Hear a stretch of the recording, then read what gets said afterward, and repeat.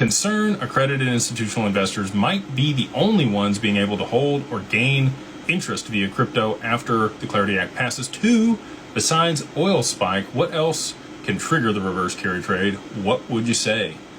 So I'll tackle number 1 first. And I think I did just a little bit earlier, right? I'm hopeful that the SEC will propose new regulation that allows people to become accredited or sophisticated through separate means outside of just their income or their net worth.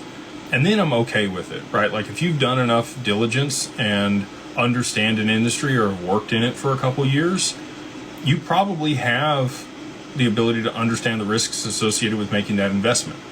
Should they cap you at 10% of your total income invested in private investments each year if you are in a certain class or underneath a certain, income?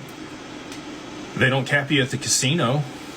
They don't cap you on lottery tickets. So I think people should be able to do what they want with their money.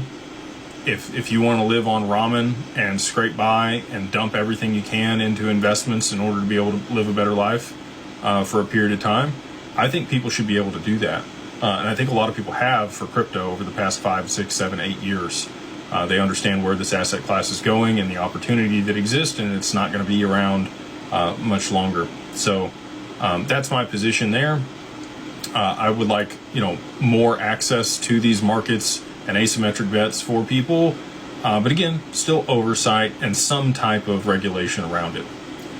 Separate of that, besides oil spike, what else could trigger the reverse carry trade?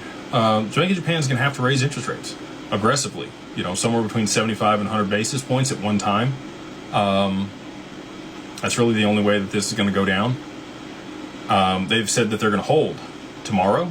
So if that ends up being the case, we're not going to see it unwind because, again, these central banks don't want to be the ones that cause this. They want to have a scapegoat. They want to have an out. They want to have, oh, well, that happened, so we had to do this, right? Problem, reaction, solution type situation.